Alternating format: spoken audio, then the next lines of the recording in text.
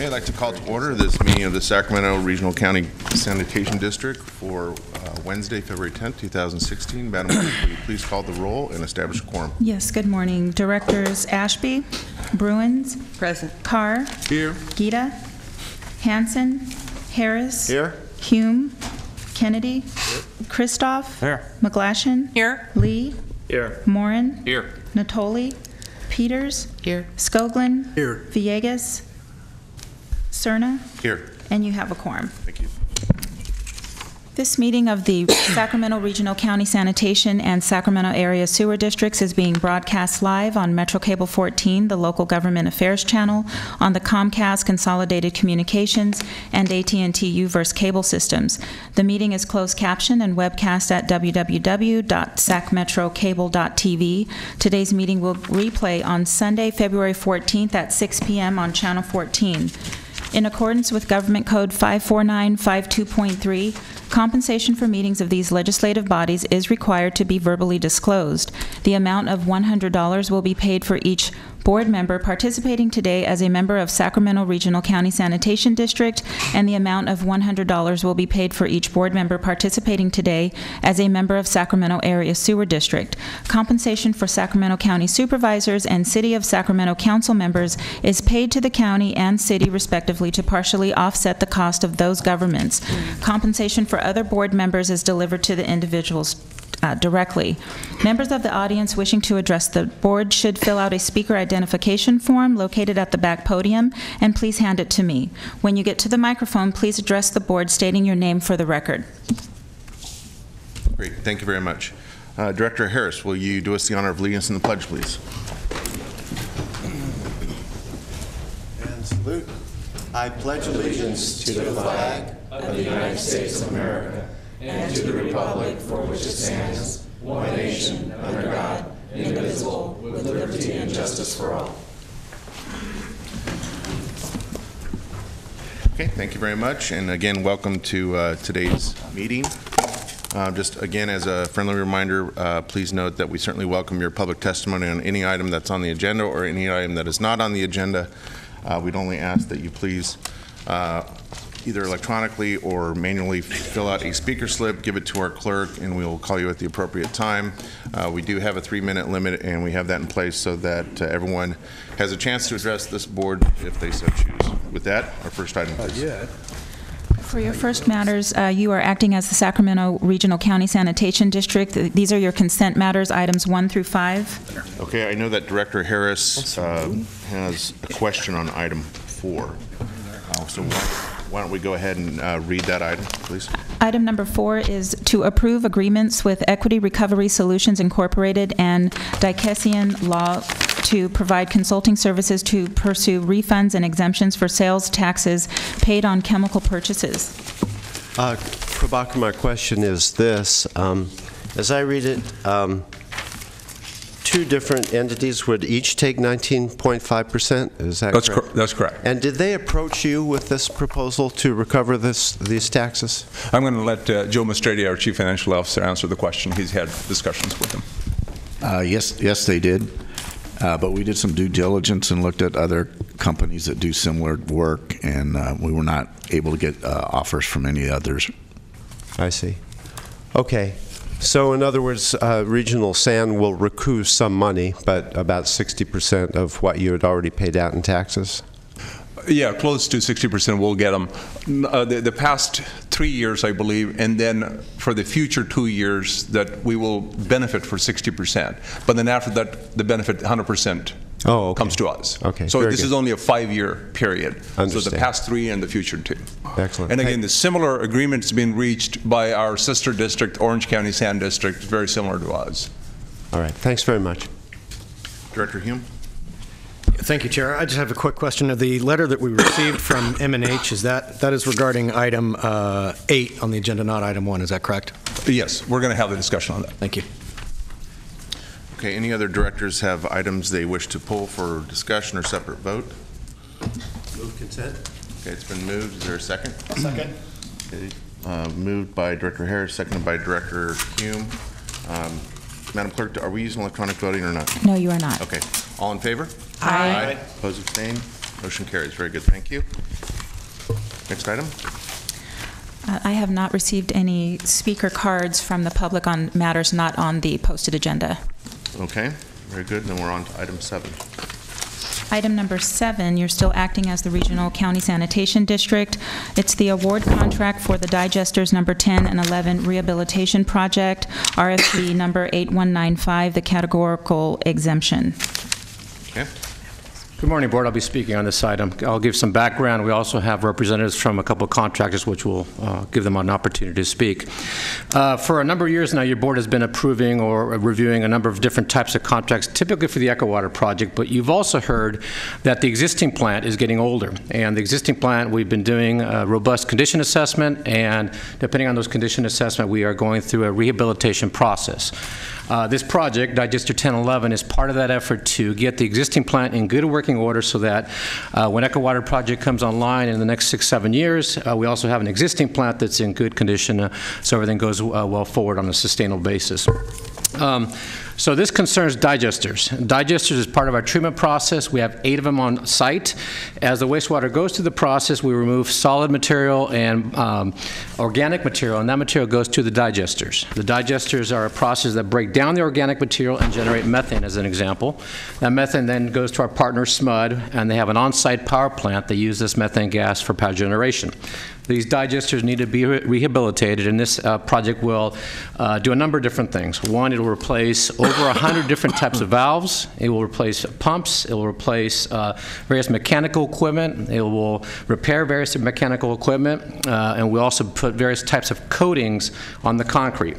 To give you a sense of magnitude of these digesters, the size is about 120 feet in diameter, so think about a 12-story building laying on its sides, quite large, about 6 stories deep, 60 feet deep, so they're very, very large. And so the recommended low bid, recommended responsible low bid is Manetto. That's our recommendation. The engineer's estimate for this work was $2.5 million. They came in at about $2.3 million to do the work. As you know, there's been a protest from TNT, and let me give you the highlights of that, but I'm sure they will also provide some feedback. The key to their protest is that at time of award, which is today, that Manetto does not have the proper certifications to do the liner repair. And let me explain what liner repair is. So these are concrete tanks, again, quite large. Toward the top, it has a plastic liner. Think about a balloon inside a concrete shell. That balloon holds the methane gas. The methane gas is only on the upper few feet of the digester. There's liquid below that. So that balloon has to be intact. This digester, as I said, is getting older. So we have included some line items for repair of that liner. So basically it means the contractor will go in there with our consultation, determine what is cracked and needs to be welded closed. So think about a sheet of plastic that has a crack. We have to weld it closed. And so we have about 1,000 feet of this liner repair. It's typically not replacement. The liner is held to the concrete, but there will likely be cracks. So it's repairs of this liner. Our specifications require that we have an installer welder that is certified by the manufacturer. But now the next part's important. That approval and that certification has to be submitted to us through the submittal process. So the specifications are quite clear. Section 03740, 1.03 submittals say that the contractor through the submittal process, which is upcoming, has to prove to us that they are certified to do the welding and, if necessary, installation of this liner. So it's not today, it's through the submittal process. And let me explain the submittal process. That's the mechanism by we, the district, confirm that whatever the contractor is going to do as far as equipment, pumps, valves, meet our specifications. So for example, they're going to be installing a valve. They have to provide us documentation that that valve meets our spec. We review it. If it's good, then we approve it. If it does not meet our specification, then we say, no, you have to do something else. So through this submittal process, this contractor will show us that they are certified to make those repairs on the liner. To put it in context, this liner repair is about $30,000 is what we've outlined as a line item. It's a very important work, no doubt about it. But Manetto has indicated that they will have that certification, the manufacturer-approved certification, through the submittal, and we'll let this speak to that. We also are aware that there's multiple liner manufacturers. There's GSC, there's Agro-America, Polyflex. These are the manufacturers of the liner. So there's multiple vendors out there that can provide the material that's needed to do the repairs. There's also going to be a significant amount of quality assurance. So we have a Sacramento County Construction Management and Inspection Division. They will be, as part of that work, reviewing the work, make sure that it's done correctly per our specifications. There are very stringent requirements on quality control to make sure that it doesn't leak.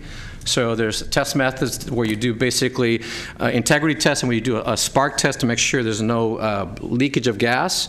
You can put negative pressure on the system to make sure there's no movement of air through the weld. There's other ways of QA, QC, but anyway, there's a very robust program for that.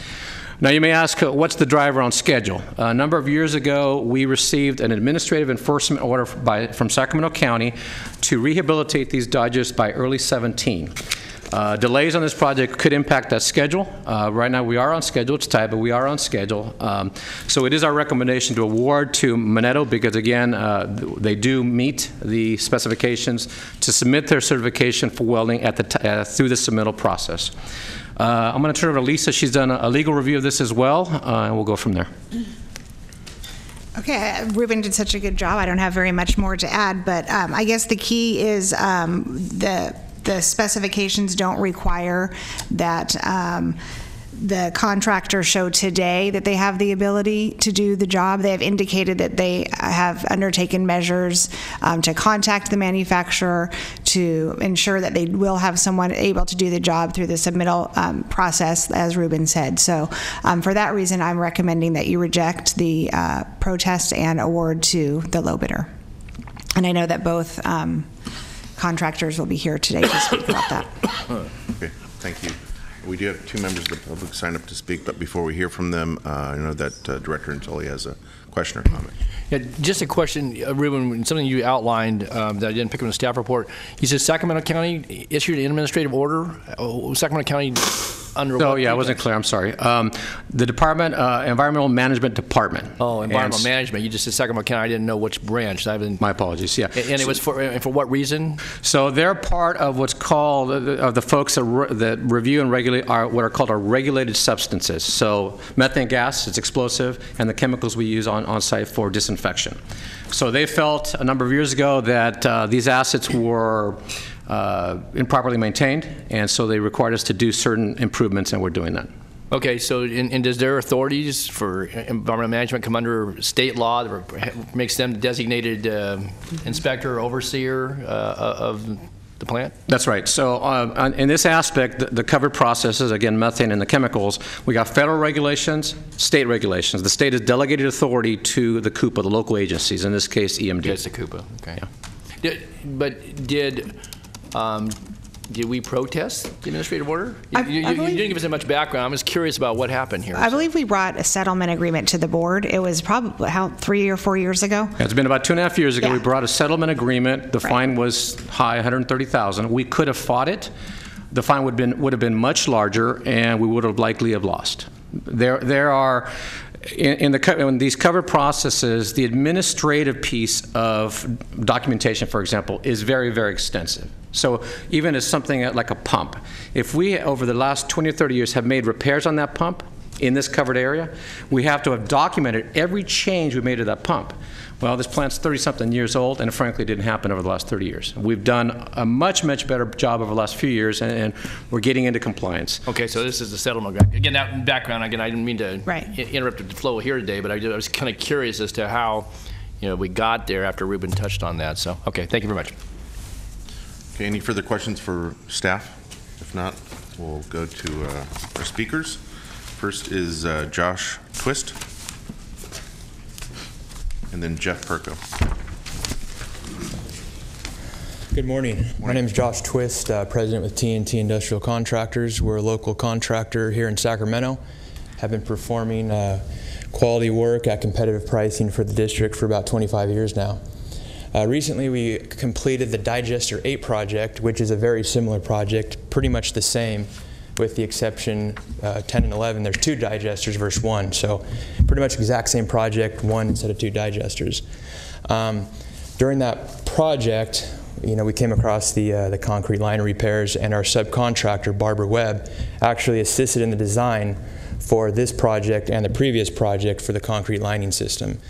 And during that process, I learned a lot about these type of systems, and there are two type of liner manufacturers out there, GSC Environmental and Agro-America, that are compliant with the existing liner. In doing research, Agro-America already said the apparent low bidder, they've never heard of them, and they are not going to certify them to repair this type of liner, as it's a quality control issue. That leaves GSC Environmental, who is here today, and that he has made it clear that on a project of this complexity, that they, as the manufacturer, would not certify him or his company for this type of installation. So that's why we're here today. With that, Mr. Donald Hermana, and then following him is Adam Maskell of GSC Services. Thank you. Thank you. Good morning. I know you're all thinking, he's such a young guy, but I'm privileged and honored to have represented 3 generations of TNT Industrial Sacramento contractor. We're here today because of this specific specification that the district quite correctly wrote. They require the manufacturer to approve of the awardee. We've pointed out in the paper that I understand you all have from me that the California Supreme Court has stated and defined what it means to be a responsible bidder. It's not any kind of we like somebody more than another person, or they're lacking in integrity or anything. It's specifically the quality, fitness, and capacity to perform the work satisfactorily. And then for the particular statute that your district awards contracts under, there's a published decision, Boyson, that says that a governing body has to make a finding of responsibility. And it's common sense. I like common sense. We, in our ordinary affairs, would not be awarding contracts to somebody we know can't perform the work. The specification section is 03740, paragraph 3.01D, and it requires applicators to provide certification that they are approved by the manufacturer. As has been pointed out by district staff as well, this is a critical project, and these wells are very critical. The idea that we can go forward when we know somebody is not able to perform the work doesn't really make sense to me. In the specifications, the invitation for bid, there's, for example, another kind of requirement for a labor and a performance bond. And if the board knew at the time of award that the bidder, low bidder, bonding company said, we're not going to issue any more bonds, would we all go through the exercise of proceeding with that award only to find that they can't perform the work? The point about the bid is important too in price. This is fortunately a situation where it's not that some bidder got something wrong. TNT Industrial's bid is lower than the engineer's estimate. And the engineer's estimate is a very accurate one. It's $2.5 million. Critical in this connection is that every other bidder listed a qualified subcontractor for this lining welding work. There's only one, Manito, that didn't do that, that said they do it with their own forces. And they listed what is self-described by this other company as a certifier for GSE. We have the engineer for this area of the country who's going to speak next. He's going to address that.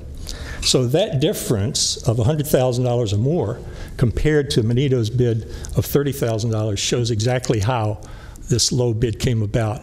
They misunderstood the complexity of this job. I very much doubt that the district staff would have made this recommendation had they had the opportunity to dialogue with GSE, the manufacturer of the material. So now that you know they don't have the approval, we feel that TNT Industrial is the lowest responsible bidder, qualified through demonstrated work for this district. We ask that you make award to them. Thank you. Thank you. As the next speaker comes up, and I will note that all 3 speakers completed the same speaker slip. Just please be aware that I'm going to keep track of time. I'm going to give the next speaker who's speaking in support the same amount of time.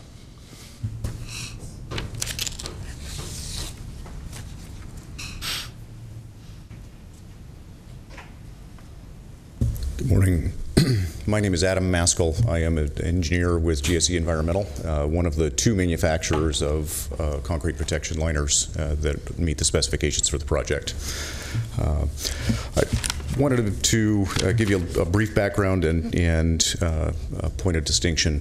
GSE has been manufacturing the materials that have been used in this project, and the subcontractor that's been listed in all of the responsible bids has been installing that for over 20 years. The material is called stud liner. It's a very specialized material. Landfill lining and hazardous waste containment and those types of materials are also very specialized. And the quality control, quality assurance plan that is used by the county falls under those rules and procedures. This is a different animal. This is a very specialized material, particularly when being installed with other material that's been in service for some time. The material does last a long time, but it does also oxidize, and it makes it extremely difficult to get a quality installation. And the way that the problems come up with that are not necessarily apparent during standard quality control, quality assurance. So the vacuum box test and spark test that are listed in the quality control, quality assurance plan will not necessarily find mechanical properties that are problematic with welds, and that is where the problems would be expected. Demtech has been listed as a GSE certified installation trainer, and they are in fact an authorized trainer on behalf of GSE, but we equate that to something like driver's training or driver's education. I know I took it in high school, and most of that's done privately now. You can take a driver's education class and practice that and get a learning permit and even a driver's license for a car, but that doesn't necessarily make you qualified to drive an 18-wheeler. There are a number of additional steps and experience that need to be taken in order to perform that one successfully and even legally. So while Demtech is indeed an authorized trainer for GSE, this project poses some very specific, unusual challenges where experience is a very, very critical factor. And as the manufacturer of the material on this type of project, it is not our procedure to authorize new installers that have just come out of training to install our materials. That needs to be done by somebody with appropriate experiences we often see listed in other specifications. So that's all I have. Feel free to answer any questions if there are any technical questions on the materials themselves. We may have some questions here for you. Thank you. Sure. All right, Director Nottoli, then Director Hume. Yeah, question for the speaker then. So help me to understand real clearly what you just said then, so sure. That you have, I guess, authorized firms that carry your product that can train contractors to install or utilize this in a variety of ways. But because of the complexity of this project, that whether it's the apparent low bidder or somebody else, that there's a higher level of training or qualification required in order to get certified to utilize this material for this type of application. And so what would it take, I guess my question is, what would it take for this bidder, or if it was TNT that hadn't already had certification, what would they have? What steps do they go through to get that? Or I mean, I assume it's not impossible to do, because obviously we have folks who have done that. So again, and what sort of time would be involved? I'm trying to get some sense about that. So yeah, it's essentially a number of successful projects of similar complexity. It's very difficult to put a quantity on that. And another point of distinction that needs to be made. The training, the authorized trainer is a manufacturer of welding equipment, so they do not carry our materials. Okay. Our materials are sold through authorized installation contractors. And so the process for becoming an authorized installation contractor does include this training, but in order to have us comfortable enough to sell the material for a particular project, we need to see that an installer has installed in similar complexity. So you get to see field performance, and so yes. And how does one get field performance if they don't get authorized. I mean, if they don't get, I mean, if you don't authorize to sell material, so I guess you can effectively put a block up. I guess in that way you maybe keep some, some walls around, who utilizes your material, who you sell it to, because obviously as a manufacturer, they get the backup material, but then the install is very critical. So you can basically guide who it is, even for their first job, because if you never do your first job, you don't get your second, I guess. So, well, to an extent, in new construction, it's a completely different animal. Okay. In new construction, we're perfectly happy to sell to any contractor that goes through this basic training. This is a particularly challenging project with material that's been in service for a long time. And if you think about it, the material is essentially the same plastic resin as a plastic milk jug, the same stuff that people worry about not breaking down in a landfill for 200 years. We add some very expensive antioxidants and carbon black and do some things with it to make it last much longer. But under the conditions in an anaerobic digester, the material can still degrade. And it degrades from the surface, the exposed surface, inward into the material. And the repairs on this project in the previous years have shown that material has begun to degrade, and there's not much thickness of good stuff left down at the bottom. And it takes a very steady hand. It takes a surgeon, essentially, to weld to the existing material. And so when it's welded, you're using a process of heat or of other polymers, or what are you using to weld it with? It's a heat process, yes. Process.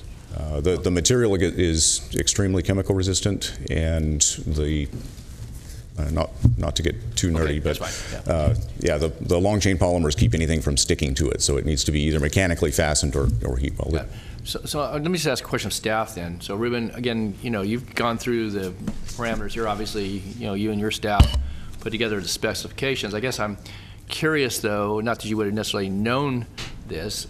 We have a bid protest here today, but I think it certainly presents some challenges to anybody, including TNT, if they somehow fell out of the graces of GSC or the other manufacturer. You listed 4 or 5 when you went through them. I heard from the attorney on behalf of TNT that there were just 2, or from Josh, I guess, there were just 2. So where does that leave us? I guess I'm concerned about timing. Again, it doesn't sound like you just run down and get, do an 8-hour training and get a certificate to install this stuff that, at least from GSC, whose representative is here, and maybe other folks do it differently. This has some time sensitivity to it as well. So I guess I'm trying to get some sense. Maybe this is new information to you. What's your reaction? So a couple things. Based on the research we've done and our specifications, my staff indicates there are multiple providers of the welding rods and plastic. That's one. Let me give you an analogy. We do a lot of what are called coatings at the plant. Coating is a fancy term, in some cases, for paint. We have to paint pipes so they don't rust, but there's a whole variety of industrial coatings. We could do a heavy-duty polyurethane on things and other types of coatings. Depending on the coating, we will, in the specification, say you, applier, need to apply it per manufacturer requirements. That's what our specifications will say.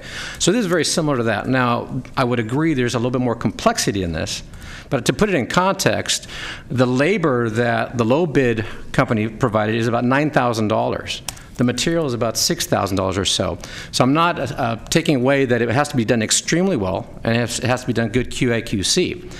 But it is something they'll have scaffolding on. They'll be working on their face or above them.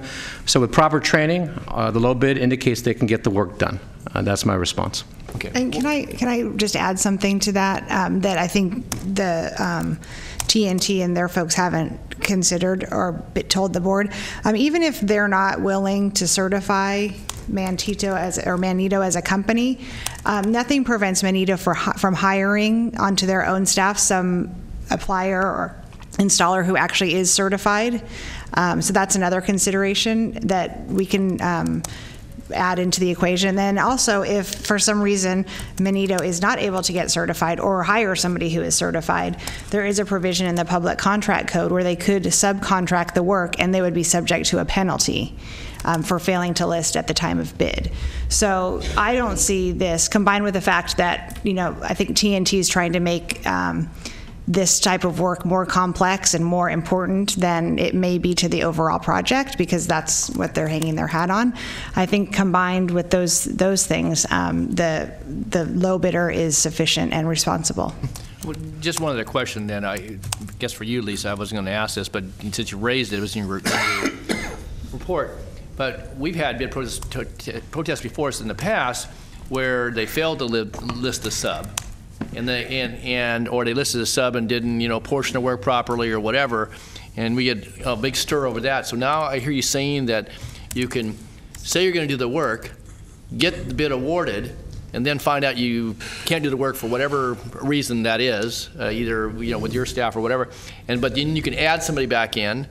Right, with a penalty. That's why they don't. I'm not saying that they would want to do this. No, I'm not saying. Yeah, but that is provided in the public contract code, and they'd have to have approval by the awarding entity, which would be the district in this case. So it's not frequently done because the penalty is pretty significant. 10% of the work or 10% of the total contract price? 10% of the work. In this case, it's not that significant. Well, yeah, $30,000 is $3,000. Right, but in a larger case that we've seen before, that. And of course, we would have to, again, agree to that. So there's that. And if we didn't agree to it, then what? Right. I don't know. I don't know if we've ever had that issue come up. Okay, thanks. Director Hume. Thank you, Chair. First question is, in Mr. Harmada's letter, he asserts that Demtech could not provide any documentation that they are an official training center, but you're saying that they are? Yes. But you're also saying that an official training center is different from an authorized installer? Correct. Okay. And so am I to understand that there is your product existing that will have to interface not only with repairs but with new product that also has to be yours? You mentioned two companies that manufacture a similar product. Do those two interface? Yeah, there are 4 manufacturers in North America that manufacture materials with the same resins. We and Agro America are the only 2 that I know of that have the concrete embedment material, which has a structure on it that embeds into concrete. So there are industry standard specifications for the material that I understand this existing material falls under, and provided that the material meets those industry standard, it doesn't necessarily need to be our material that's being tied into. It's standard material that all the manufacturers' materials would be compatible with. So if they were to source Agro America? Mm-hmm. If they were to source Agro America material, would they be able to interface that with your material? Sure. And does Agro America have a similar requirement with respect to certified installers? Yes. Okay, so then in that instance, because I appreciate the fact that your quality control is contingent as much upon the installation of the product as the quality of the manufacture of the product. In that instance, where 2 different manufacturers were used, and there's a failure down the road, how would that be determined as to where the fault lied, whether it was the product, the other product, or the installer? Our material warranty covers material properties, and essentially the material meets the properties and specifications that it was provided to meet. There's an implied performance that's based on a number of industry organizations that have given that much more detail than is something we wouldn't even talk about today. But the material properties are what's warranted, and if our material is welded to another manufacturer's material, the far edge of that weld is beyond our scope that would be covered. As a matter of fact, the weld itself is done by an installer, and the weld itself is part of the installation warranty as opposed to the material warranty. So we can put a patch up, and the patch will be warranted, but everything outside the patch, if it's not our material, is all bets are off, and that's where proper installer comes in. They're the ones that will be able to provide that warranty. Okay, thank you. Great, thank you very much. Thank you. Okay, Jeff Burko. You have 8 minutes. You don't have to use all of it. I won't. Thank you for letting me speak. Again, my name is Jeff Burko from Manitou Construction. To start with, per plans and specs, we met all requirements in the plans and specifications, as Mr. Robles said, and prior to bid, we contacted Demtech and GSE GSE in Houston, their main office, to discuss, how this whole process would work. Demtech assured us they could train us. Once we were trained, the certificate gets sent to GSE. GSE certifies us as an approved installer. So that was a process that was described to us prior to bid. And then when the protest came up from TNT, again, we spoke with the same people, same process. This is how it works. So I don't know Adam from GSE, haven't talked with him before, so that was a bit of a surprise to me. But so anyway, we're comfortable when we meet plans and specs. We're comfortable with doing the work. While we are not certified for this HDPE liner today, we have done plenty of welded liner projects in the past, most specifically and typically PVC lining in sewer systems, and typical to the digesters here, but PVC as opposed to HDPE. So we have a number of guys who have done that and gone through that process and had great success. Done a lot of work for East Bay Mud. We have done work here for Sac Regional as a treatment plant. It's been a number of years ago, but in one of the digesters we did some work for you guys as well, and successfully completed that. We do specialize just in water and wastewater treatment plants, so we're exposed to this type of work. We do this type of work exclusively throughout Northern California, so nothing is new or a surprise here to us. And has been described in regards to the size of the project. This bid item that's $30,000, some of that is this welded liner, some is some tape repair, so there's some other things involved in that work. But yeah, I guess all I can say is we're comfortable doing the work. We have no intent to hire an outside contractor to do the work, and there are other suppliers and manufacturers that we can go to for this liner if needed. Okay. So if there's any questions, Any questions for our speaker? Don't see any. Great. All right, thank you. Okay, bring it back for the board to deliberate. Director Bruins. Thank you. I have a couple questions for staff. My first question is this certification during the qualification process typical? I don't recall us having been faced with that in the recent past anyway, and why would we delay the requirement and not make it part of the bid specification that they be certified at the time that they present the bid?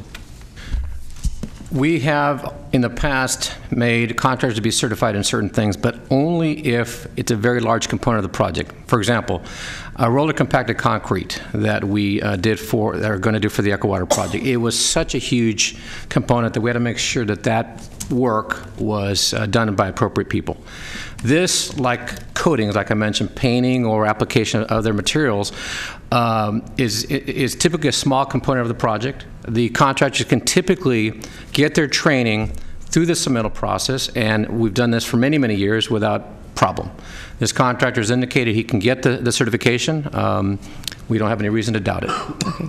So to answer my question, then you're saying that becoming certified during the submittal process is a typical procedure. Yes, we've done that on our secondary sedimentation tank coatings, on various others. Okay. As I mentioned, there's a lot of submittals. We have probably in this project 4 dozen. We wouldn't want them to provide at the time of bid 4 dozen submittals, because there's only one contractor that's going to win the project. So it's not fair to them. So in this case, again, it's a small component. We felt it was appropriate, like other projects, to do it through the submittal process. Thank you. Okay, Director Hume. Thank you, Chair. So I'm inclined to go along with staff's recommendation on this item, because I don't believe that the scope of the work in the protest letter is significant enough for the overall scope of the project. But philosophically, I will say this: I think this was another missed opportunity where we could have chosen a local contractor and made the findings to support that determination, and probably would have elicited a protest from the other bidder. But again, I mean, the fact that we're sending our ratepayer dollars out of the community disturbs me. Okay. Director Kennedy. Kind of irrelevant, but I'm going to just address that because it came up at the last meeting. And sometimes we have to keep in mind to look at the workforce and not always at the contractor's address. So.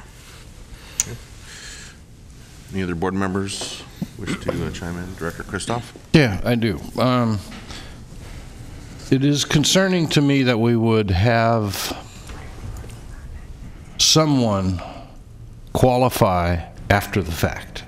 Now, I realize this is a very minor project in the scope of things, but at the same time, that is concerning. I mean, I'm trying to get my arms around why would we allow that to happen. I mean, either you're qualified or you're not, and they've got a bid process to go through. And to me, it just makes a lot of sense that you would make sure that everybody that is doing the work on the project has followed all the rules.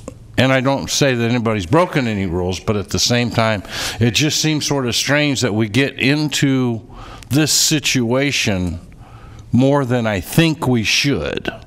But so, you know, it's just a comment, and you know, take it from there.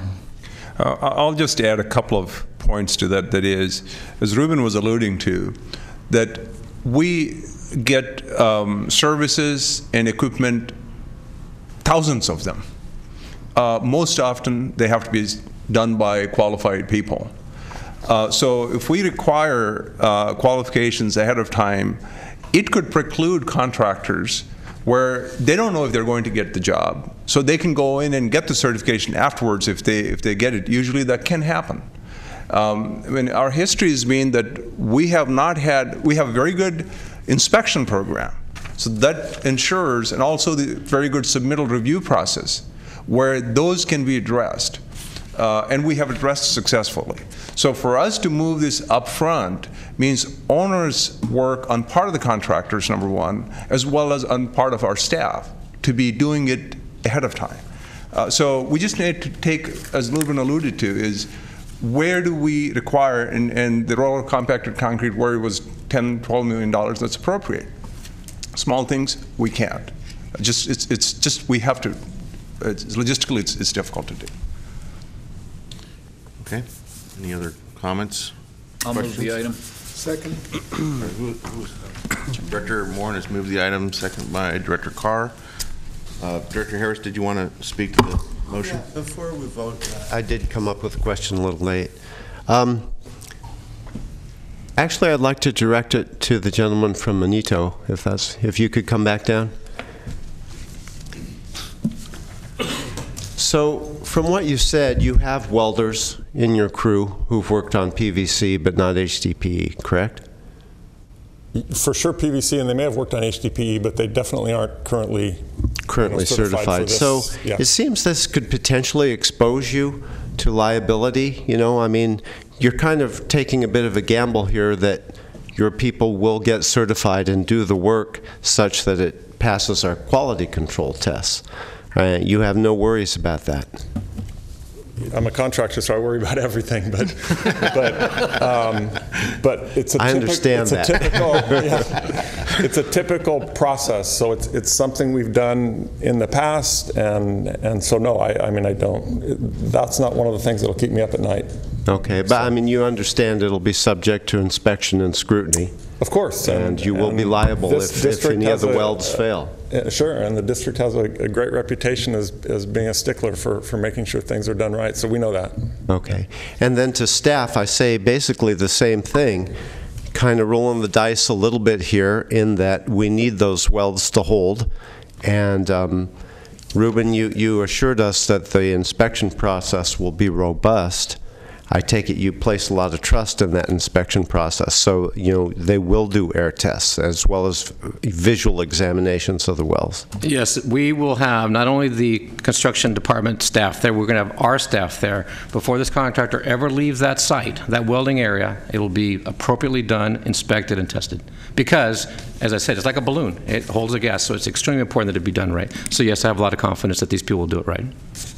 Okay, thanks very much. Very good. We have a motion and a second. Madam Clerk, let's do a roll call vote, please. Directors Bruins? Aye. Directors Carr. Aye. Harris. Aye. Hume. Aye. Kennedy. Aye. Christoph. No. McGlashan. Aye. Lee. Aye. Morin. Aye. Nottoli. Aye. Peters. Skoglund. Aye. And Serna. Aye. And the motion passes with Director Christoph voting no. Okay, very good. Thank you. Next item, please. For your next item, it's the resolutions of necessity authorizing eminent domain action to acquire real property rights for the SPA recycled water project from M&H Realty Partners 6 and Leslie F. Boswell, trustee Leslie F. Boswell, 2006 Living Trust. I'll start off this item as well. This concerns, as was mentioned, a resolution of necessity to give the district the authority to use eminent domain to acquire a small amount of land and easements to install a recycled water pipeline from the plant to what's the old Campbell Soup site. There's currently a power plant there, operated and owned by SMUD and other parties. They currently use drinking water for cooling that facility, about 1,000 acre-feet, or about 1 million gallons of water per day. So it's a significant amount of water, drinking water, that's used. Under this project, we will be providing recycled water, and they won't have to use that drinking water for that purpose. So it's a very good project. The project has a number of different pieces. There's a couple pieces on plant site. One of them will bring a pipeline from the existing water recycling plant to about midpoint in the plant property. That's an open cut excavation when we install the pipeline. Secondly, is one that's wrapping up, is an underground pipeline that goes under some of our assets, that the daylights on the northern part of the property. And then what we have here today is from that point, the northern side of the property, installing the pipeline from there to the Campbell Soup site. We've been in negotiations with two property owners, developers of Delta Shores, and another property owner to provide us an approved alignment and an agreed upon price for this alignment. We've been working on this for about 1.5 years, and to date we've not been successful. Why today? Why the resolution of necessity today? Well, there's a big piece. We're getting a lot of grant money for this project. The grant in question expires in June of 16, June of this year. So we're pursuing a 1-year grant extension through June of 2017. So even if we get the extension, and we think we will, and we'll find that out in a couple months, even with that extension, we need to ramp up this alignment and the design that goes with it very, very quickly so we can begin construction in 16 this year, going into early 17. So that's the highlight. I am going to turn it over to Steve Roth if you have questions about real estate. Before we bring him up, if you have questions about real estate, we can bring in Steve Roth. But we also have the project manager, Jose Ramirez, and our designer, Jan Atkinson, that can provide more details on the discussions and negotiations that we've had with the property owners. So why don't I bring them up next, and then if you have questions about the real estate, we'll bring up Steve. So again, Jose Ramirez is our project manager with the district. Janet Atkinson is with MWH, our designer. Good morning. I'm going to speak briefly relative to the coordination efforts that Regional SAN has provided, starting, as Ruben said, in July of about 2014. Can you please speak between the microphones? We can hear you a lot better. Okay. Can Stand you, between them. Oh, between them. Oh, sorry. Okay. Is that better? Okay, good. So a high-level synopsis of the coordination that's been done today between Regional SAN and M&H Realty started back in July of 2014 with detailed discussions on where the recycled water pipeline would need to be within the road confines, the roadway corridor in Delta Shores development. There was several meetings that occurred to establish an alignment. In March of 2015, there was additional meetings. Regional SAN, this alignment actually goes and initially went through a proposed future park located at the southeast quadrant of Cosumnes River Boulevard and Delta Shore Circle South. I think some of those maps are included in your meeting packet. During the results of those communications, Regional SAN was amenable to shifting the alignment to accommodate M&H Realty. Instead of traversing the park, the alignment was shifted over to the west. Communication and coordination continued over the months following that, with Regional SAN's preparing the preliminary design, 60% design, and then the 90% design that was completed in January of 2015. During the course of those submittals, M&H Realty was provided with the alignment and the design of the recycled water pipeline. And I'd like to see if, Jose, are there some additional items that you'd like to add relative to that? Yes. So in addition to talking to staff from M&H, we also did a lot of coordination with staff of the City of Sacramento. So the City of Sacramento got a chance to look at our design submittal drawings. And they did give us, so far, they have given us the approval as to the location of the pipeline, recycled water pipeline. So I want to highlight a couple things. We're doing everything we can to work with the property owners to put the pipeline in a public right-of-way, what will be a future road. We think we can achieve that. We haven't got there yet. The other highlight is if your board approves this action today, it does not end negotiations. It is our strong desire to sit down again with these folks and come to a positive resolution so we can purchase the acquired land. This just gives us the opportunity to go down this path, but again, we don't want to. We're forced to by the grant deadline. Okay. Director Nottoli. Question then for our folks then. We have a letter from M&H, obviously addressing the eminent domain action that's pending before us, but they indicated there was a meeting actually just 2 days ago in which I guess there was a call with staff that resolved, I guess, the grant deed easement language according to the letter, but they also indicated engineering design remains to be resolved pending approval by, it's a little bit vague here, by SCSD of Coordination Engineering Services with the M&H engineering team. So what, can somebody give a very current update as to where we are with that? Because it sounds like we made progress, maybe because this was put on the agenda, maybe not, but where are we and how far away do you think we are based upon what Ruben said and what you've just outlined in the report? Okay, so the discussions on the easement language, I believe we reached a resolution on this Monday, 2 days ago. Yes. In relation to the alignment, the location of the pipeline, we provided to M&H our AutoCAD drawings, our electronic files for the alignment. And he provided to us PDF drawings, hard copies of his future 24th Street road extension, and asked us to look for potential issues between the two. So we have done that. We took his PDF drawings, hard copies, we added our pipeline, and based on that analysis, we see very little conflicts between his future utilities and our recycled water pipeline. But in order to get a better sense as to whether or not there are actual impacts with the rest of the utilities, we need to have access to his electronic files, his AutoCAD drawings. But we are in the process of trying to get that information from M&H. So maybe with that, is there the ability, you think, if we came back here in 2 weeks, that you could have that resolved? It sounds to me like we're close. They're saying that. What you're saying, if you see their more detailed CAD drawings, that you can, whatever tweaks are involved here could be addressed. I mean, I understand that this, continues the process and we continue to negotiate, but I guess I'm trying to get some sense about, there's been a lot of time that's gone down since, July of 2014, but you mentioned March 15, a year ago almost, and if to not lose any opportunities with the grant and to actually construct this, I would certainly want to see us stay on task. Do you get the sense that they understand the urgency? I believe they do, and I do think that we are very close on reaching finalizing the alignment between the two parties, but we need to sit down with M&H and look at their AutoCAD drawings and compare that against our drawings. We see some minor tweaks that we may need to make to our alignment, but for the most part, our alignment follows his future 24th Street extension. I gathered that. I was just going to add, I think where you may be alluding to is, could we move this a couple more weeks, see if we have a chance.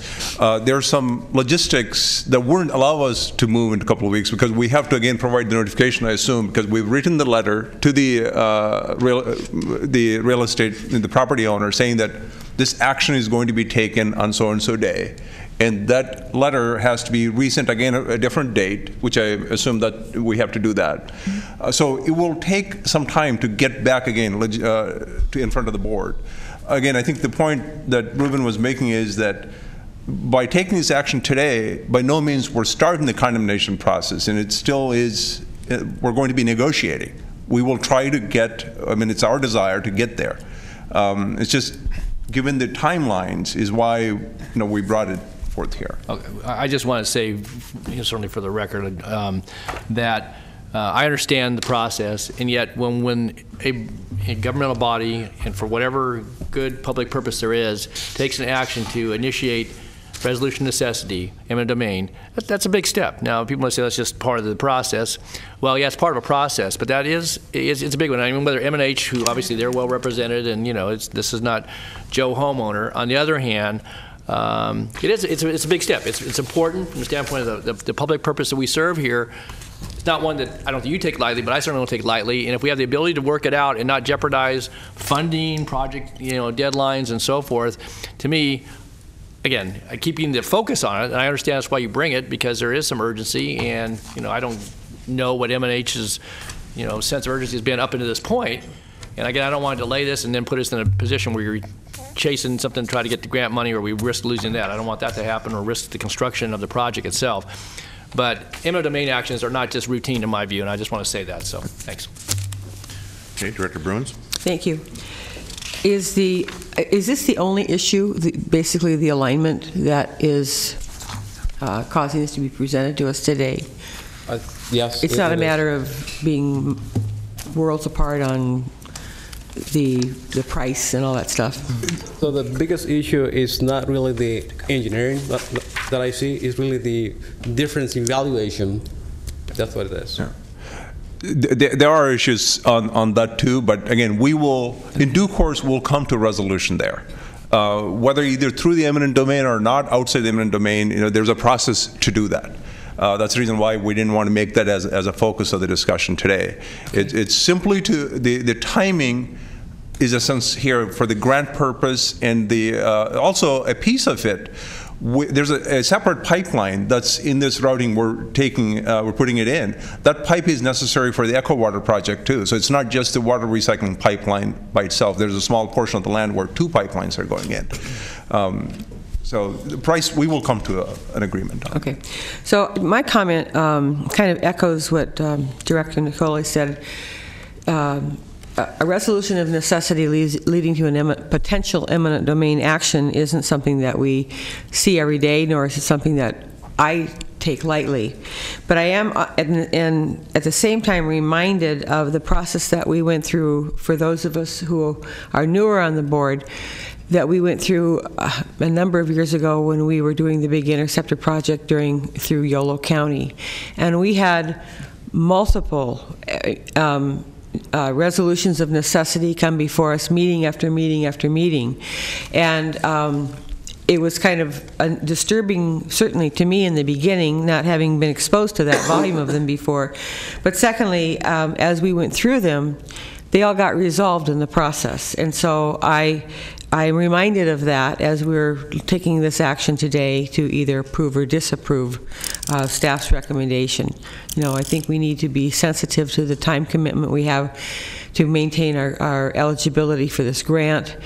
At the same time, I urge staff to do everything you can to bring this to resolution before it completes the eminent domain process. Thank you. Director Hume. Thank you, Chair. Prabhakar, you mentioned just a minute ago what my question is related to, and it's completely unrelated to the item at hand. The second pipe, NST, what does NST stand for? Oh, not NST. It's a pipeline that we need to, it's for odor control. So we need to take it out of our property boundary and use that pipeline to inject wastewater into the incoming stream. So it follows the same path. But it doesn't go all the way to the Campbell Soup. It's just a short distance. They share the common path to put that pipeline in. Looks like it terminates at Cosumnes River Boulevard. That's correct. So it goes up north and takes a sharp right along the Cosumnes Boulevard. We actually worked with the city and the MH Realty partners to move that pipeline so that we stay within the public right-of-way, so we don't disrupt their properties. There's been a lot of coordination. It's not for the lack of coordination. It's just that we haven't seen eye to eye in some issues along the way where essentially, the communications have broken off, and then we came back again. So it's kind of a long process that got us here today. Okay. Well, I just echo the comments from my colleagues about how serious a resolution of necessity is. Okay, great. Thank you. I don't have anyone sign up to speak on this matter from the public, so that point of the discussion for a motion. I'll move the item. Second. Been moved by Director Morin, seconded by Director Kennedy. All in favor? Aye. Aye. Opposed, abstained? Motion carries. Thank you. Item number 9 is the Sacramento Regional County Sanitation District and Sacramento Area Sewer District. This is the miscellaneous director and district engineer matters. Okay. Do any directors have any comments, suggestions on any matter? If not, I have a couple of items. The first is relates to an email that all of us received last week, February 5th, from Prabhakar, indicating an interest on his behalf to meet individually with board members to discuss some recent conversations with representatives from Capital Commerce Center. And this is relative to the prospect of introducing flexibility into our ordinance relative to sewer credits. I had a subsequent conversation with Prabhakar following the email and suggested that instead of having a number of individual conversations, which I want to be clear, I'm not suggesting that he not do that if a member of this board wishes to have that conversation. That's certainly your prerogative. But it is a matter that I think deserves to be heard all at once by the entirety of the board, number one. And number two, I think it would just be very time consuming to have, because of the size of this board, to have those individual conversations. I do think it's important for all of us to hear all at once the nuances of our existing ordinance, and again, if we choose to go down the path of revising the ordinance, what we ought to be considering. So with that, I've suggested to Prabhakar that we have a workshop on the subject, and obviously this would be a public meeting, so members of the public can certainly witness and participate in terms of their ability to address the board on the subject, and have it on our March 9th, during our March 9th regularly scheduled meeting. So I've, again, set that in motion with Prabhakar, and I'd certainly look to him if he wants to provide any additional we are comments. prepared. We can bring the item on March 9th for discussion.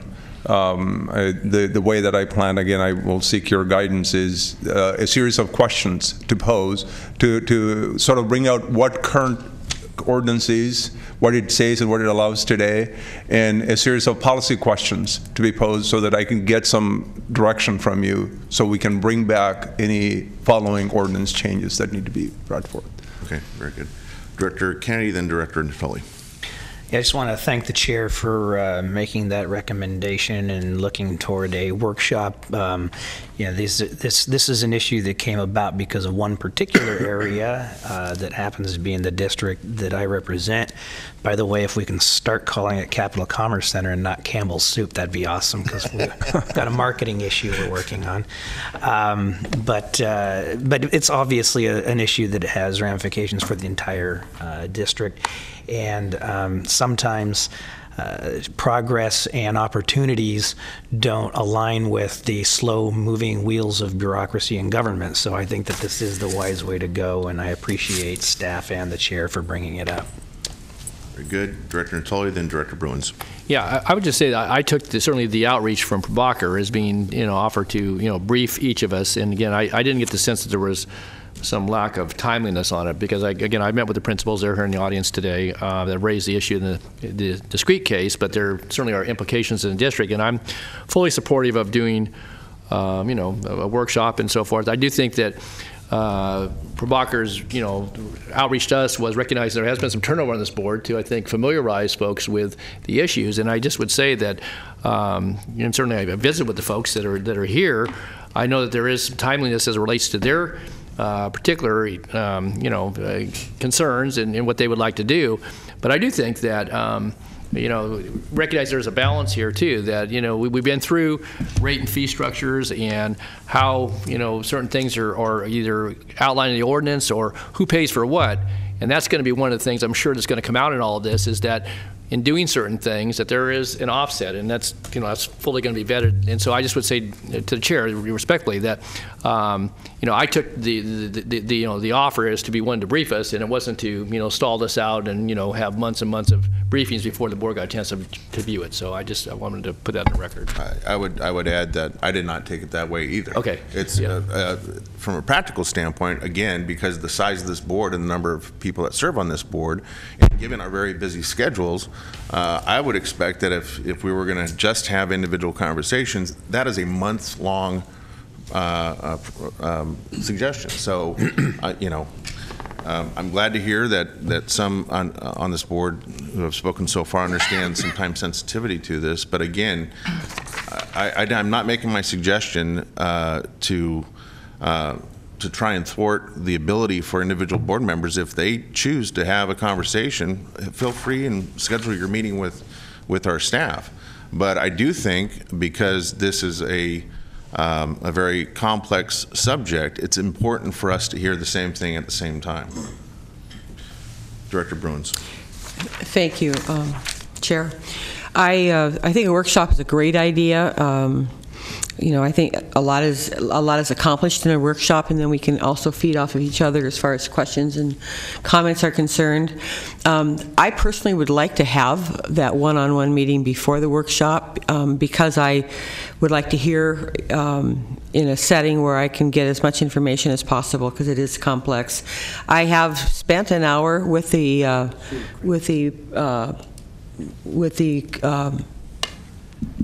party that is with Capital Commerce, basically, sorry.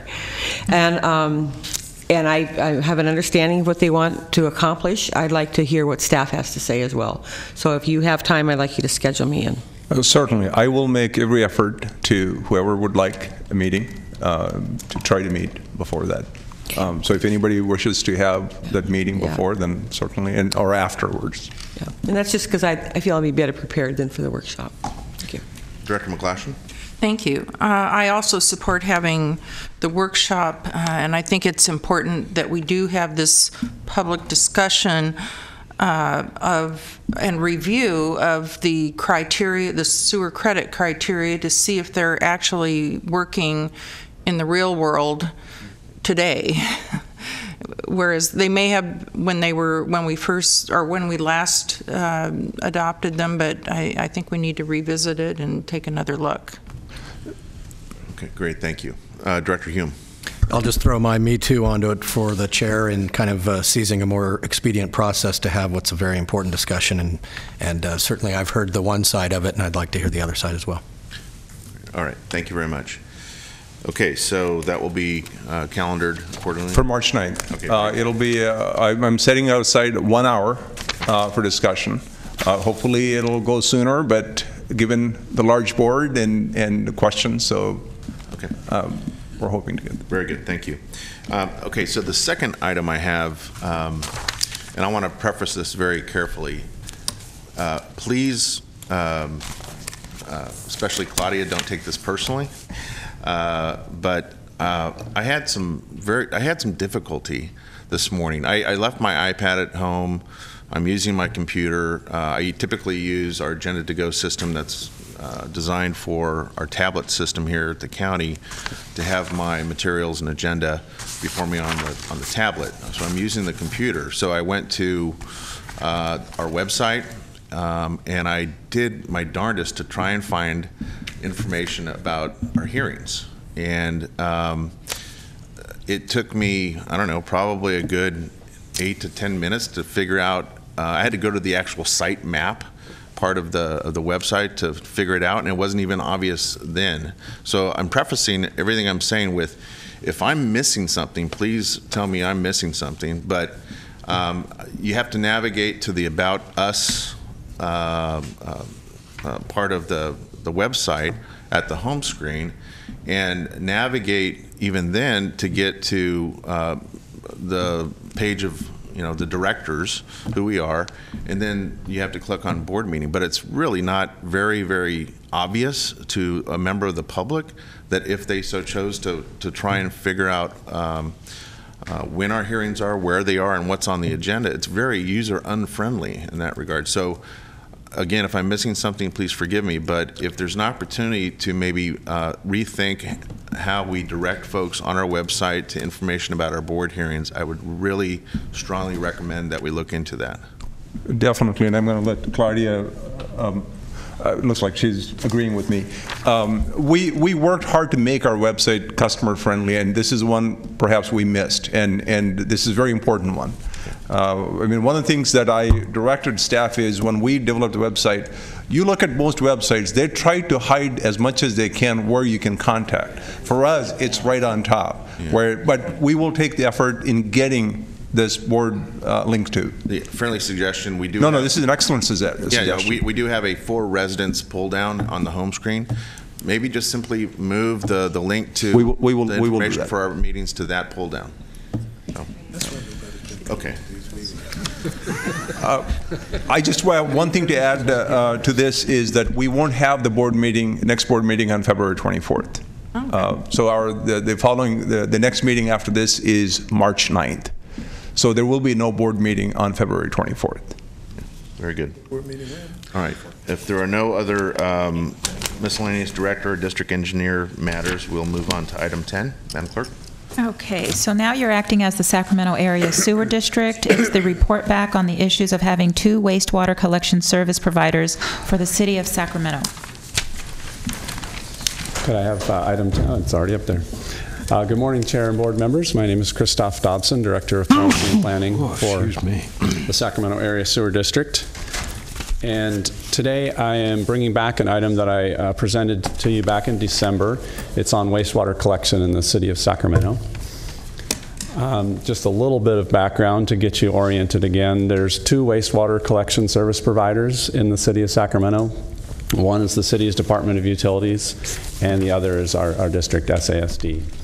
The geographical split between those two is about half and half. So half of the city is served by DOU and half of the city is served by SASD.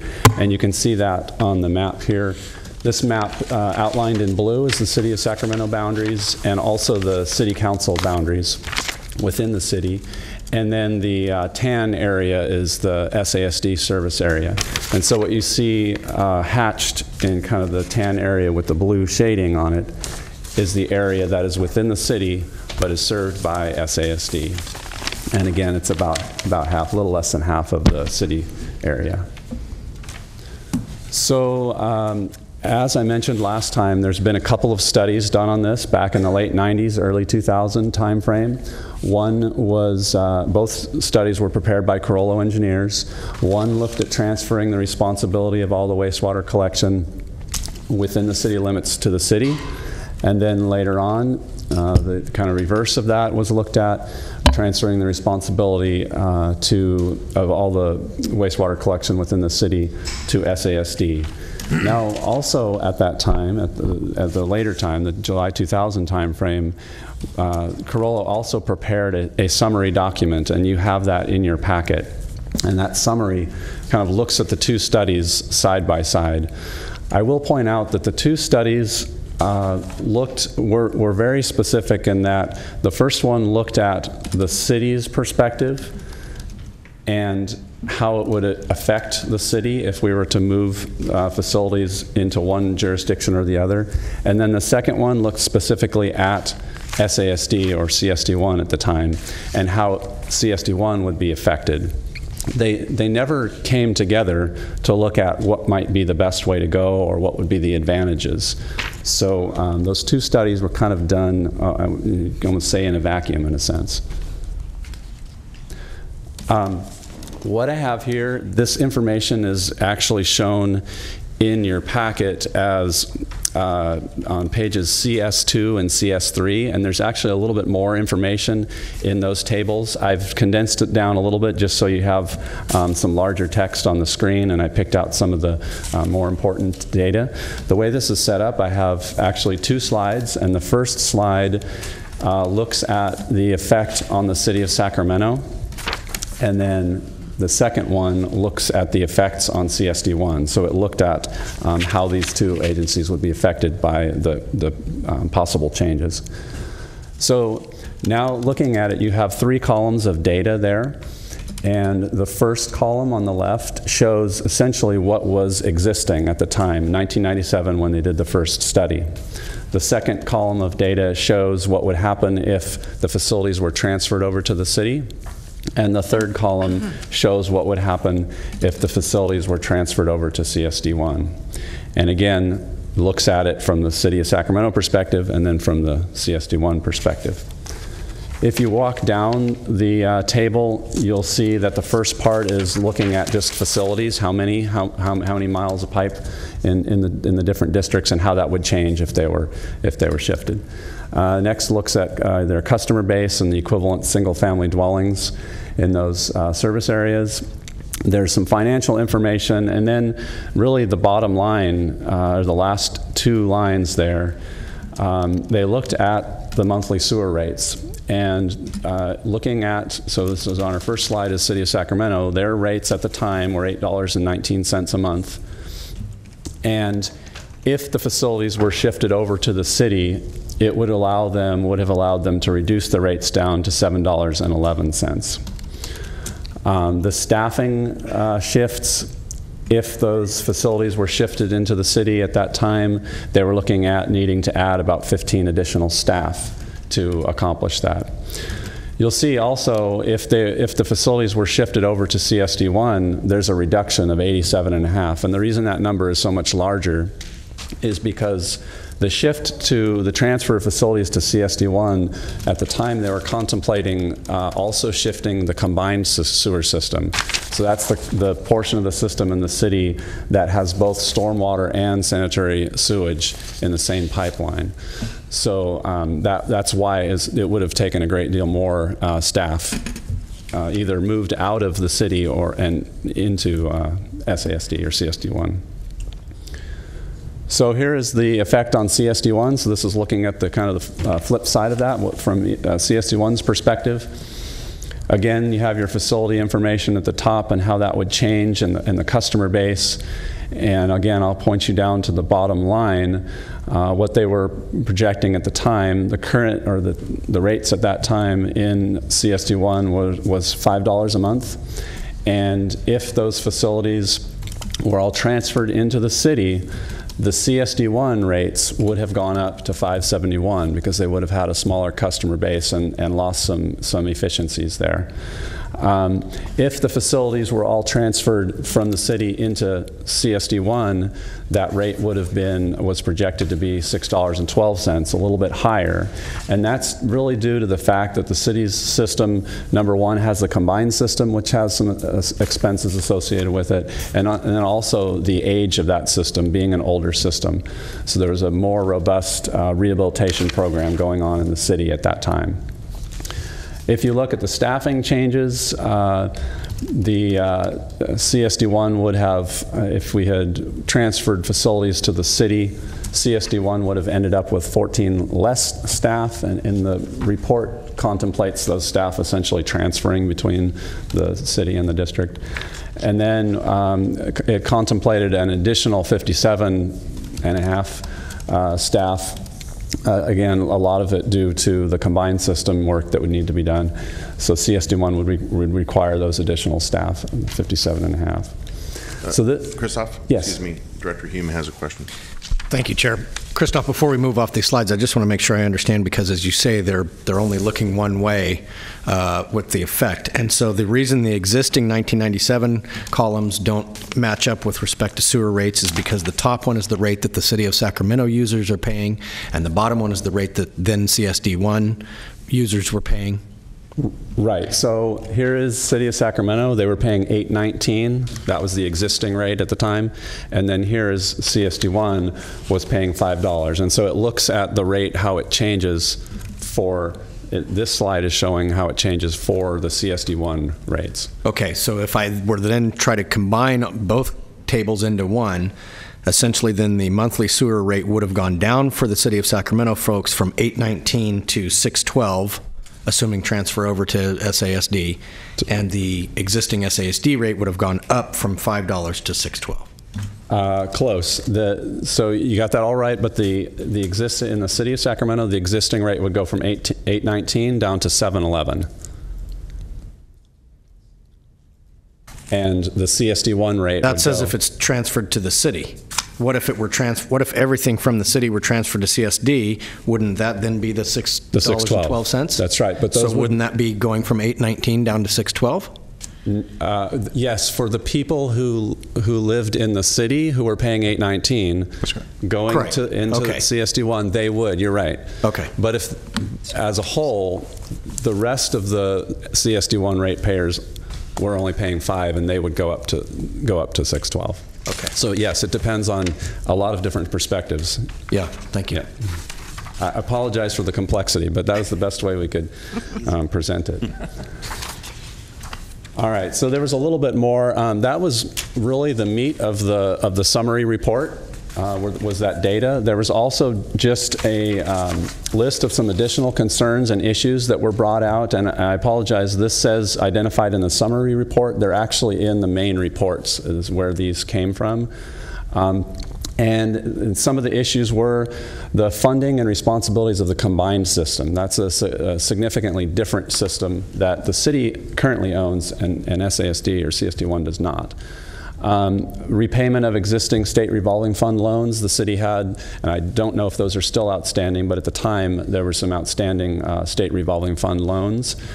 The issue of staffing and how that might get transferred to keep folks with jobs, and then also make sure that the two agencies were properly staffed.